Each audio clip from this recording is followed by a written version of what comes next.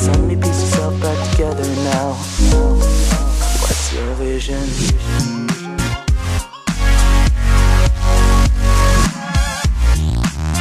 E aí, pessoal, aqui quem fala é a Paula E eu sou a Maria, estamos apresentando o Florestan Cast. diretamente da Escola Florestan Fernandes de Cosmópolis. Estamos com uma pessoa de peso aqui da nossa escola, a professora da disciplina de Geografia, Carolina. Oi, professora, tudo bem? A gente chamou para iniciarmos o projeto Gota d'Água com o consórcio CJ, que a nossa escola sempre participa. E a gente quer saber qual a importância desse projeto aplicado nas escolas. O projeto Gota d'Água, ele começou como Semana da Água, em 1994. Ele faz parte das bacias do Rio Piracicaba, Capivari e Jundiaí, que é o PCJ, que a gente faz parte. E, na verdade, ele era a Semana da Água, que acontece dia 23 de março, que é o Dia Mundial da Água. E aí ele foi reformulado em 2015 pelo Programa de Educação da bacia do PCJ, e aí ele fez parte, né, de um projeto maior que se chama Projeto Gota d'Água. Então a ideia do projeto é incentivar e intensificar as atitudes e as ações em relação à educação ambiental. Então esse ano o PCJ, né, colocou 2 ODS, que são os Objetivos de Desenvolvimento Sustentável. Esses objetivos, eles são da ONU, que é a Organização das Nações Unidas. A ideia é uma ação global para acabar com a pobreza, proteger o meio ambiente, gerir o desenvolvimento e garantir, né, que os recursos naturais e o clima sejam para todas as pessoas, em todos os lugares e em todas as gerações. Então a ideia é que as pessoas possam desfrutar da paz e da prosperidade. Aí a gente tem o objetivo 6, né, que é assegurar a disponibilidade e gestão sustentável da água e saneamento básico para todos os habitantes. E o objetivo 13, esse ano, né, apareceu, que é tornar medidas urgentes para combater as mudanças climáticas e os impactos que, na verdade, a gente já está vivendo eles. Professora, o tema deste ano é mudanças climáticas, mas você tem nossas vidas também. Nos explique quais são as principais causas das mudanças climáticas no mundo. Então, na verdade, as mudanças climáticas, né, elas são alterações das condições do clima. O que é o clima? Ele é as condições de temperatura, de precipitação e umidade. Então, quando a gente fala das causas, a gente tem, alguns cientistas acreditam que tem causas naturais. Então, por exemplo, quando a gente fala dos ciclos do planeta de aquecimento e resfriamento, como a era do gelo, por exemplo, mudança climática. Mas a gente sabe que a gente está falando aí do aquecimento global, que é um aquecimento anormal da atmosfera do planeta, né? Então a gente tem visto uma intensificação do efeito estufa, que é a maior quantidade de gases, e aí esses gases eles absorvem a radiação solar, e aí eles irradiam calor. Então quanto mais gases na atmosfera, mais calor a gente tem. E aí a gente tem que pensar, quem que está causando esse aumento de gases? Então, o ser humano, né? Então a gente pode pensar nas queimadas, que aumentam a quantidade de gás carbônico, a gente pode pensar na quantidade de carros que a gente tem nas cidades, que aumentam a quantidade de gases, como, né, os gases com enxofre, a gente vai ter os gases com hidrogênio, a gente vai ter as indústrias que vão soltar os poluentes, a gente tem as termoelétricas que vão soltar outros poluentes. Então, na verdade, o principal causador do aumento do efeito estufa é o ser humano, que as alterações que a gente tem feito, né, tanto nos ambientes naturais, como a gente tem visto nas queimadas, como com a nossa vida, né, a nossa vida urbana, a nossa vida industrial, a gente tem aumentado essa quantidade de gases. E aí a gente tem aumentado a quantidade do aquecimento da atmosfera. E aí isso a gente está vendo os impactos que vão alterar as condições de temperatura, as condições de precipitação, de chuvas em alguns lugares, e as condições da umidade da atmosfera. Quando a gente pensa o que está acontecendo nos Estados Unidos, o que está acontecendo na Europa, né? Então no Reino Unido que chegou a 50 graus muito antes das previsões, as previsões eram para acontecer isso em 2050, nós estamos em 2022. Então, quando a gente pensa nesse tipo de coisa, a gente já pode dizer que as mudanças climáticas estão acontecendo. Então, quando a gente pensa, né, no frio extremo, que também é uma alteração da mudança climática, ou na seca extrema, ou então, como está acontecendo com o Paquistão hoje, né, 1/3 do país está está debaixo d'água. Então a gente está vendo que é uma alteração da quantidade de chuvas, não só da quantidade de temperatura, como 45 graus, como 50 graus, mas no Brasil mesmo, né? A gente viu aí temperaturas no último verão que beirou aos 47 graus em Cuiabá. Então a gente está vendo aumento de temperatura em todos os lugares, e aí a gente pode, e os cientistas acreditam muito, que é já o impacto das mudanças climáticas na nossa vida. Eu vi também que tem a ver com notícias de calor de 50 graus na Índia e no Paquistão, além de incêndios na França, e chuvas de pedras gigantes na Espanha. E, tipo, isso não é normal. E a gente ouvindo tudo isso, o que esperar no futuro? Há tempo de mudar esse cenário global?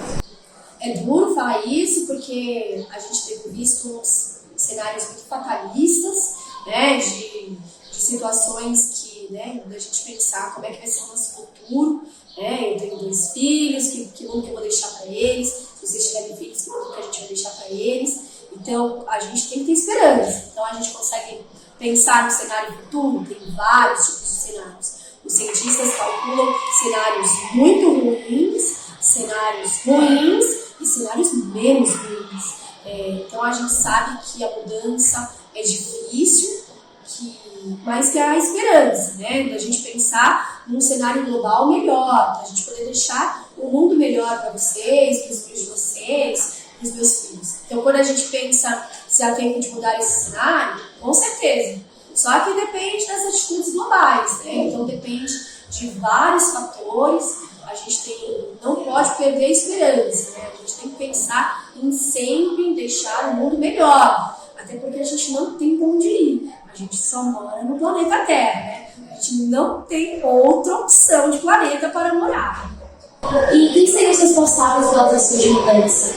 Então, como eu falei, são atitudes globais, depende de todos. Então, quando a gente fala de todos, são todos os governos dos países, são todas as empresas, são toda a sociedade civil em todos os lugares. Não adianta eu fazer minha parte, vocês fazerem a parte de vocês, e o governo federal não fazer a parte dele, ou o governo estadual não fazer a parte dele, ou então, se a gente pensar maior, não adianta nada o mundo não fazer a parte dele. Então, quando a gente pensa na ONU, né, e a gente pensa nos Objetivos de Desenvolvimento Sustentável, a gente tem cartas e pactos de acordos mundiais do clima. Então, quando o Brasil assina o acordo mundial, o presidente que entrar na próxima eleição não pode dizer, eu não vou fazer. Não, ele tem que fazer. Porque ele assinou, mesmo que não tenha sido ele, um outro presidente assinou pelo Brasil. Então, né, a gente tem que pensar que todos os países precisam fazer as partes que cabem a eles. Os governos, as empresas e a sociedade civil. Então, o que vocês estão fazendo aqui na escola é super importante, porque é uma possibilidade de passar a informação, e com a educação a gente pode transformar pessoas, e pessoas transformam o mundo. Carol, muito obrigada por ter vindo, por deixar esse tempo com a gente, pois, como eu falei, a vida de professora é bem corrida, e muito obrigada. Esse é muito importante, isso ajuda então mesmo. Imagina, é um prazer estar aqui. E fiquem ligados, o podcast ainda continua.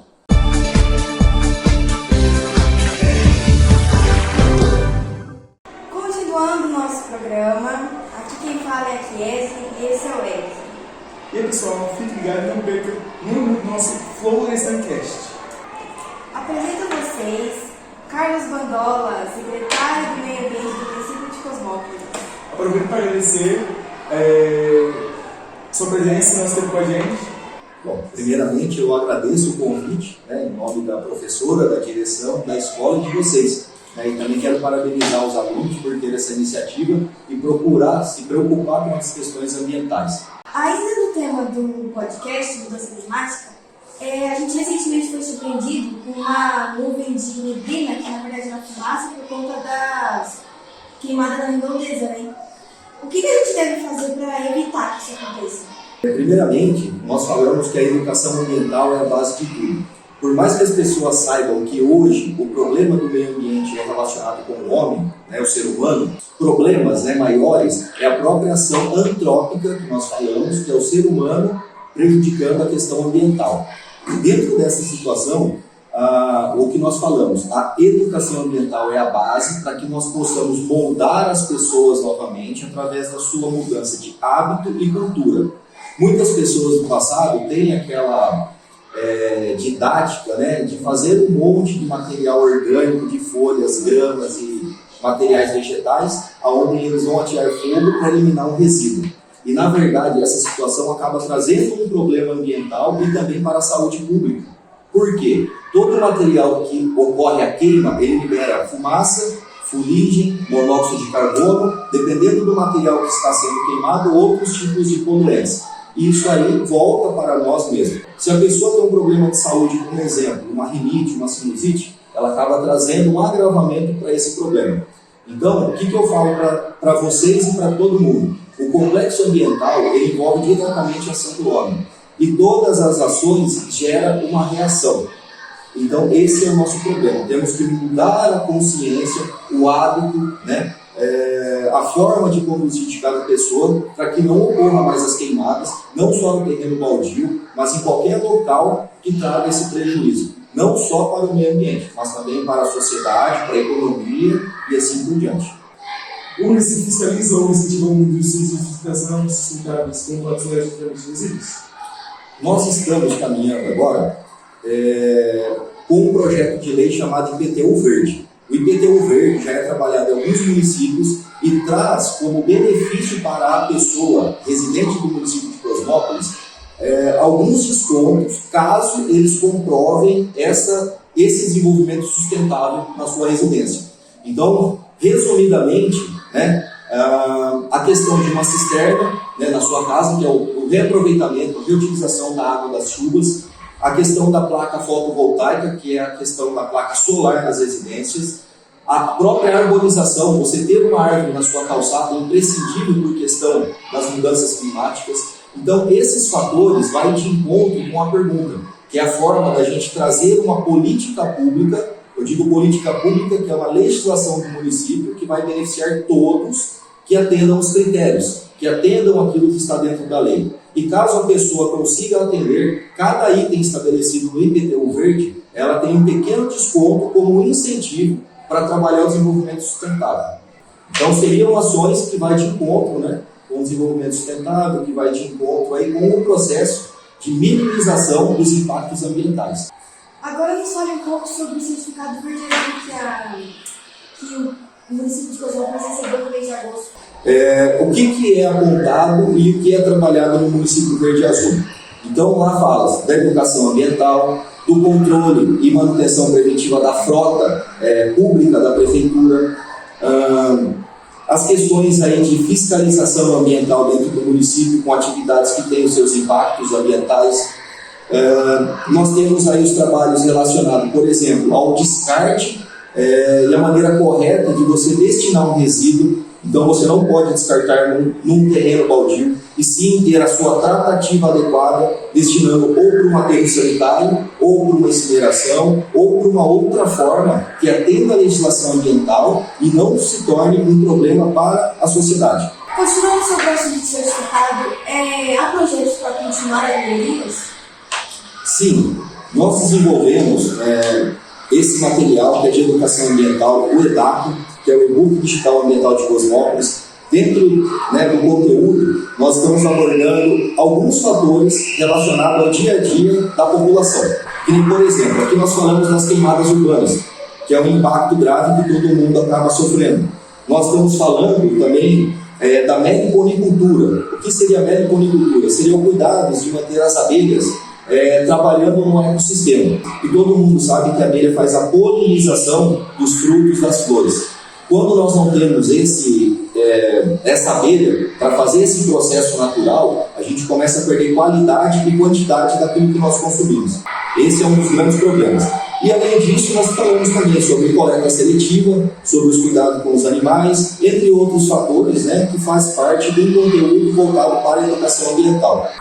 Nós preparamos um conteúdo aqui no município de Cosmópolis, onde fala da questão das podas e da remoção de árvore. Todo mundo sabe que a questão da arborização urbana, né, e também da arborização de modo geral, ela melhora a oxigenação por causa da fotossíntese, ela tem uma questão de captura de água, né, da própria chuva levando para o lençol freático, e ela auxilia também no clima local. Então nós falamos como microclima hoje adaptável, caso nós tenhamos uma arborização urbana consistente. Então é importante todos terem essas noções, para que cada um leve isso para casa, orientando os amigos, as famílias, para que auxiliem na preservação do meio ambiente. Todo mundo faz parte. A partir do momento que a gente começa a degradar, nós teremos outros efeitos, e esses efeitos são negativos. Então, seja a poluição do solo, onde sai o alimento, seja pela irrigação, que é o recurso hídrico, que é a água, né, que nós consumimos todos os dias para o banho, para a higienização, para a utilização, né, para beber, mesmo assim, e a própria contaminação do ar. Então, os três fatores se tornam complexos. E quando essas ações, as pessoas, ela não se entrosam com o meio ambiente, ela traz um impacto. E esse impacto acaba trazendo esses problemas que todo mundo hoje está cansado de saber. Por isso que nós temos que resolver isso. A gente queria agradecer a sua participação, o seu tempo. E também continuando, não saia ainda, que ainda continua o Florescecast.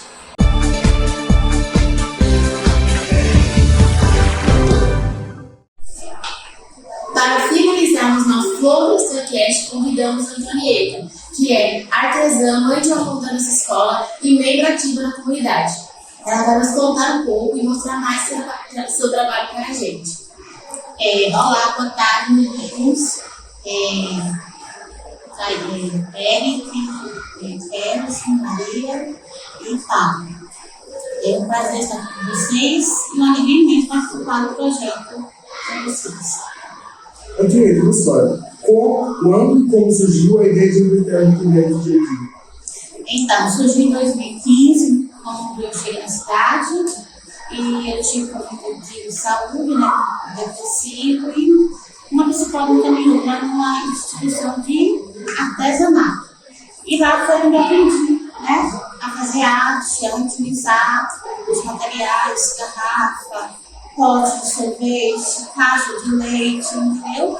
E lata, enfim, aprendi a fazer arte. Antonieta, quais são os principais materiais que você utiliza? Então, eu utilizo caixa de leite, né?